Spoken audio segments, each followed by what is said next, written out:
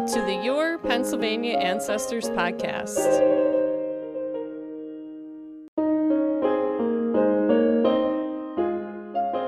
This is Denise Allen, and in this week's episode, I chat with author, historian, storyteller, and story collector Charlie Adams, trustee of the Berks History Center here in Pennsylvania.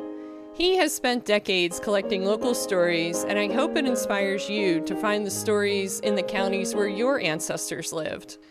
And now, here's Charlie. Charlie Adams, welcome to the podcast. You are, I think, a local celebrity here in Berks County, and you're a trustee of the Berks History Center.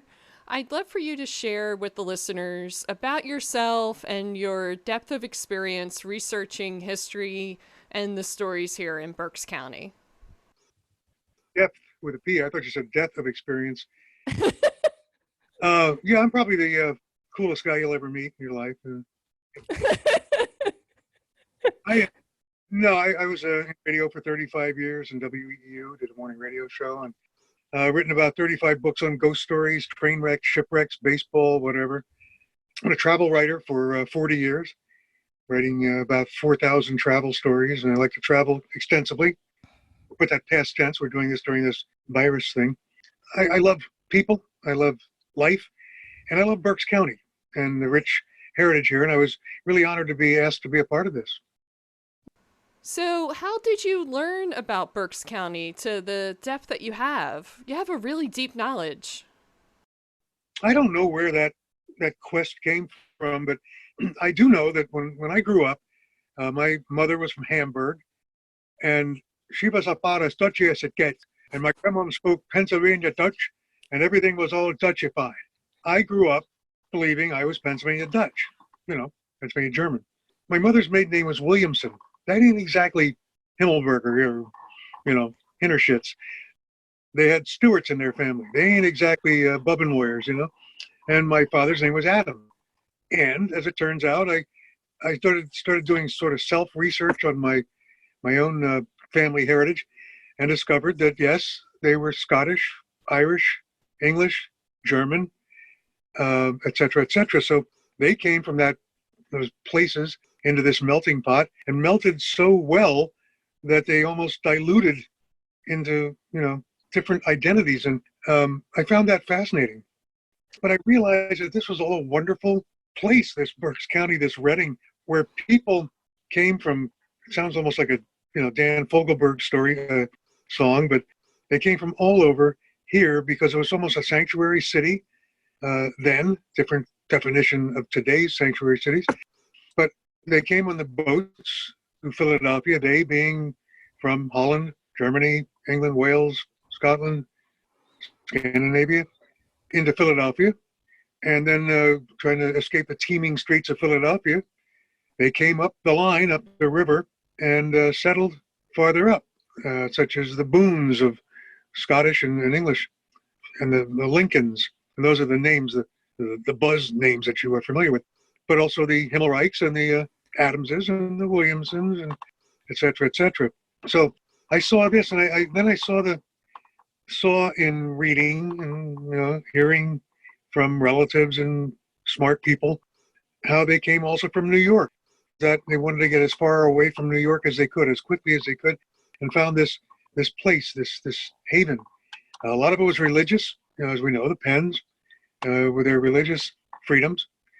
But also, I discovered early on in my life, I was a boring child. I mean, I wasn't, everybody else out having a good time. I'm learning more about the Mennonite of northwestern Berks County, But I discovered that the first Mennonites, the first Amish in North America, were here in Berks County.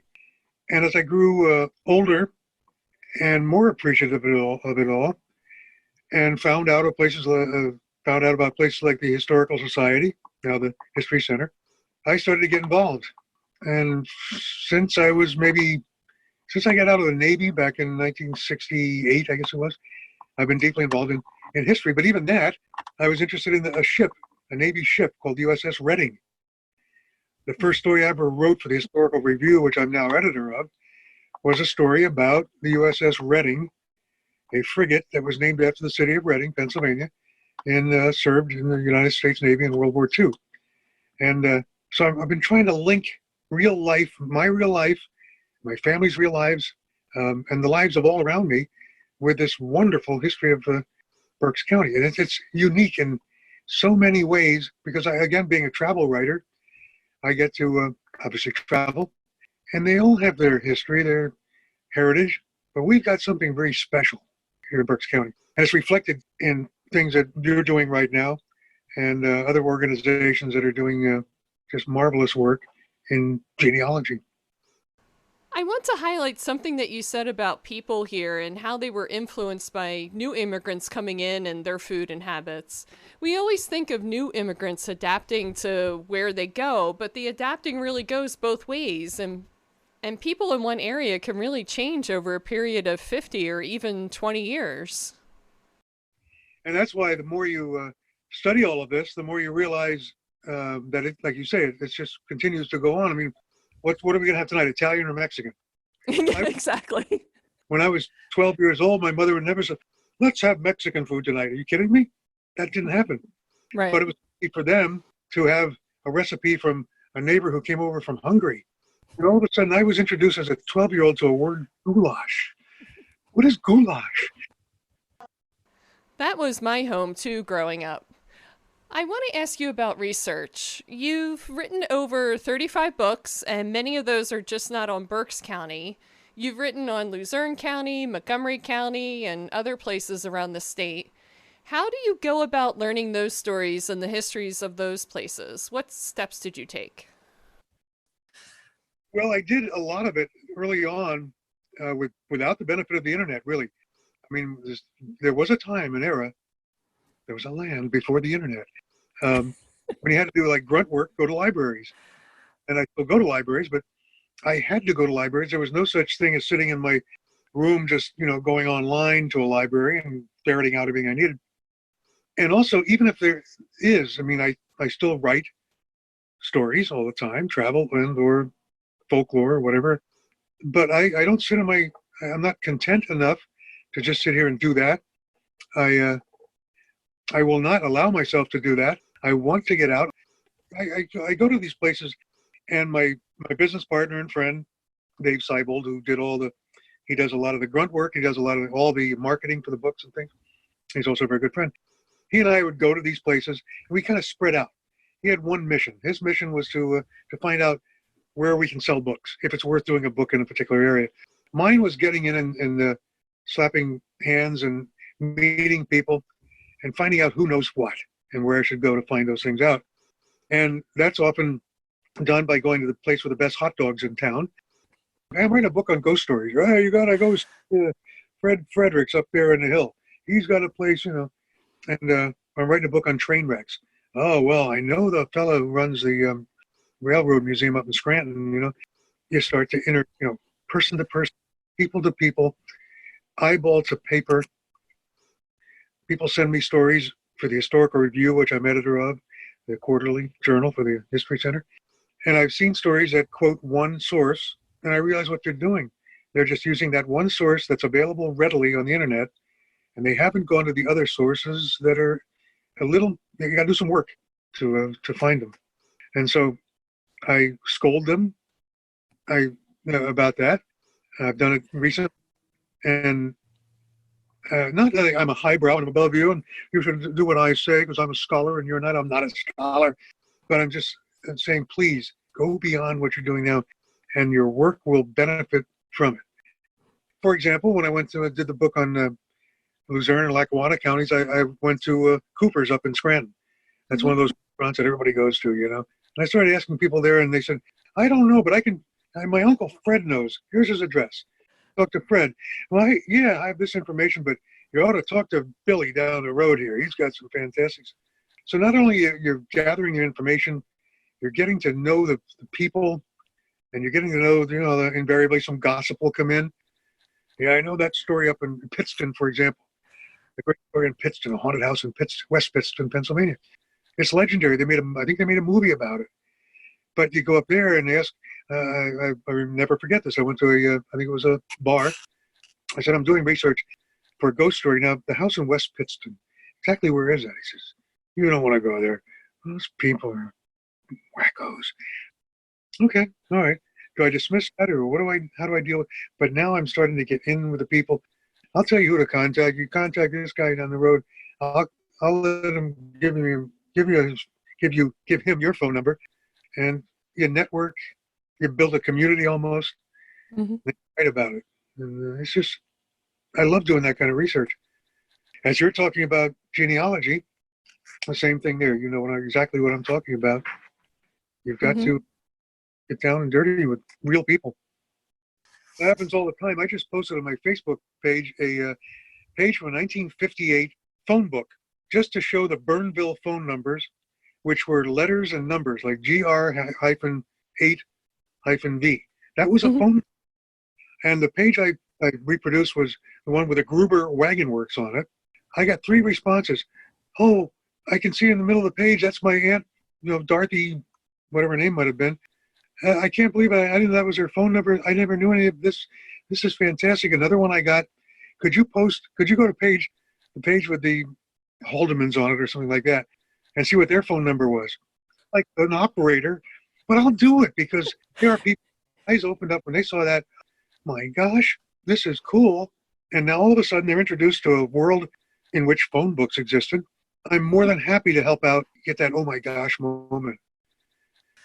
If people want to do research at the Berks History Center Library, do you recommend that they submit a research request, or should they try to make the trip once we get out of the pandemic here? I recommend they make the trip because there again, I've seen it. I've been at the Janssen Library when our research assistants have dealt with someone. And if there are 4 people doing research at the library sitting around, we most of the times we know each other, the regulars there. The bar, it's like being at a bar, but Mm-hmm. we're in a library. The regulars are bellied up to the bar, and some stranger will come in town, anything about anybody named Jones? William Jones, he was my great uncle. Yeah. All of a sudden they get that personal touch. And then the research assistants, the researchers, will find the books, will do the grunt work, and they'll get the documentation, but they'll also, maybe that person who knew Mr. Jones will say, yeah, give me a call or shoot me an email. I think I have something more I can help you with. So yes, come to the library. But there again, a lot of this information is available online, but it's tough because a lot of it still has to be retrieved. I mean, there are millions of pages of information. And we the Historical Society, the History Center, or the Smithsonian, or the Library of Congress can't digitize everything. So you still must go to the Library of Congress. You still must go to the Free Library of Philadelphia, the archives in Pennsylvania, in Harrisburg, and the Berks History Center, Janssen Library.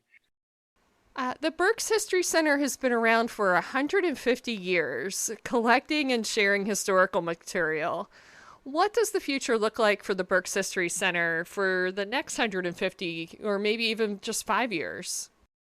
As many such historical / cultural institutions, it faces challenges, financial challenges, membership challenges. A lot of people have shunted aside their belief, at least, for a need to support local organizations such as this.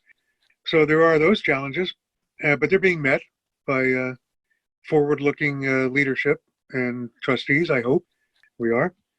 But we are looking for endowments and mainly membership. Join and find out the wonders of being a member, discounts on trips. And I don't want to sound like I'm giving a commercial here, but darn it, I will anyway. But you get discounts on trips, you get first grabs at certain programs, you get all kinds of other little benefits, get to use a library, research center for nothing, on and on and on. So I think membership, first and foremost, is something that has to be addressed.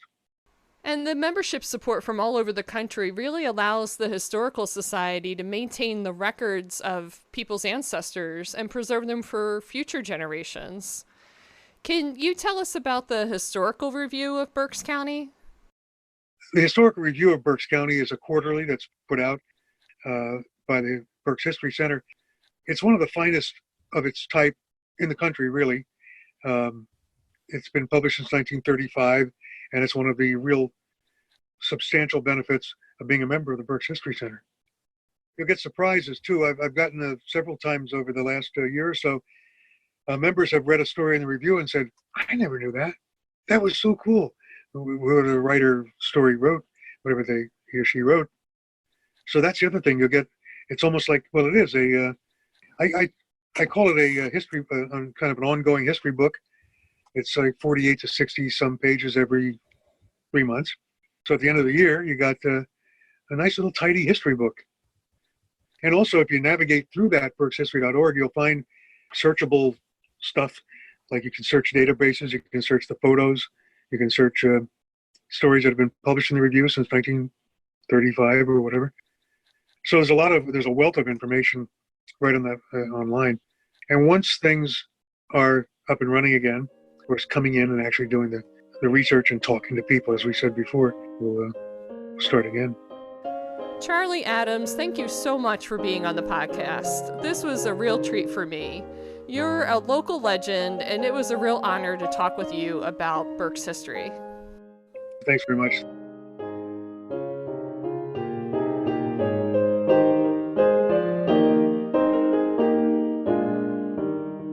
I want to thank Charlie once again for sharing what the Berks History Center has to offer.